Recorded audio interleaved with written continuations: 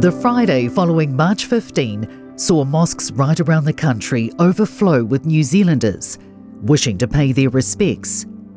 Although Al Noor and Linwood mosques remained closed, the Christchurch Muslim community and thousands of others gathered together in Hagley Park to attend the first Friday prayer service since the attack. Now earlier at 1:30 p.m. this afternoon, an official call to prayer was broadcast live from Hagley Park and the Al Noor Mosque right across the globe. It was the first time this has happened at either mosque since the horrific events of 7 days ago. That call to prayer was followed by 2 minutes of silence.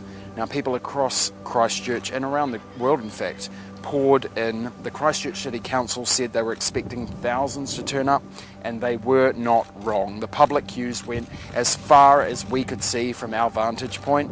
It was indescribably emotional. There were tears and hugs, symbolic of the unity between Muslim New Zealanders and all New Zealanders, and in defiance of hate. Following the call to prayer, the Imam from the Al Noor Mosque then addressed the audience.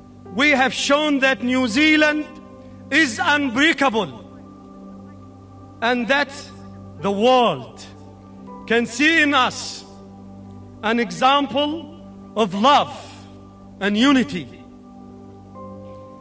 We are broken-hearted, but we are not broken.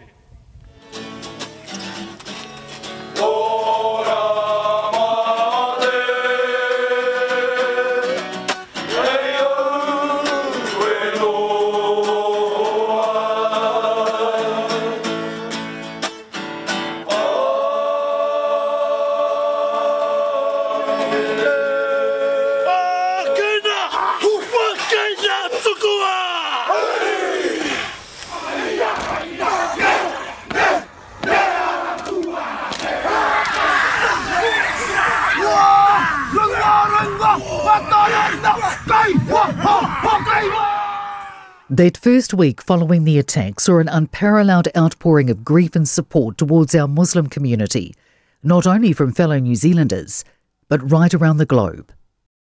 Now we come together. Now we understand this is not a game.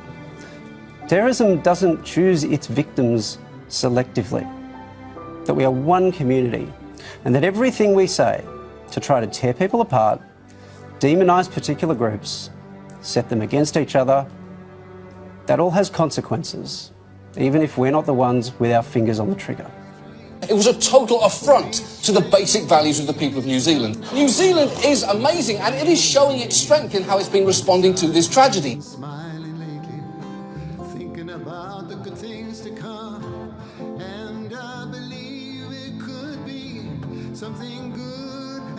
Ardern's leadership in particular was widely praised throughout the world, many saying she showcased empathy other countries lacked.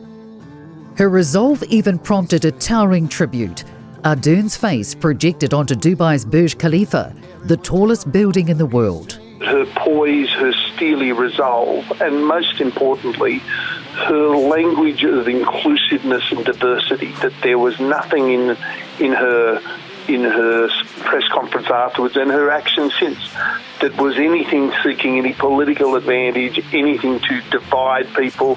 It was all about, this is not New Zealand. The New Yorker said, "This is what political leaders do in the face of a senseless tragedy. They grieve with their people, they think with their people, and they act together with their people."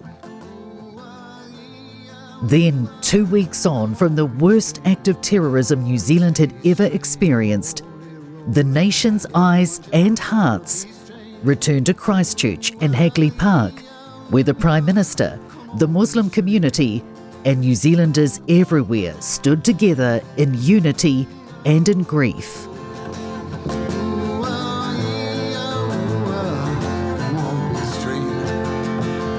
Now I've been crying lately, thinking about the world as it is. Why must we go on hating? Why can't we live in bliss?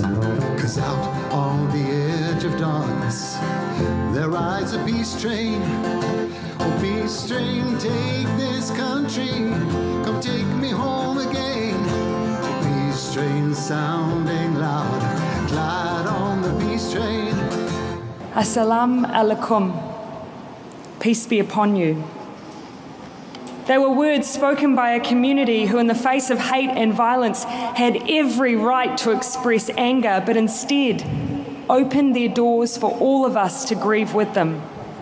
To the global community who have joined us today, who reached out to embrace New Zealand and our Muslim community, to all of those who have gathered here with us, we say thank you. And we also ask that the condemnation of violence and terrorism turns now to a collective response. The world has been stuck in a vicious cycle of extremism, breeding extremism, and it must end. Our challenge now is to make the very best of us a daily reality, because we are not immune to the viruses of hate, of fear, of other. We never have been, but we can be the nation that discovers the cure. And so we say to those who have lost the most, even when we had no words, we still heard yours, and they have left us humbled, and they have left us united. Ko tātou tātou, assalamu alaikum.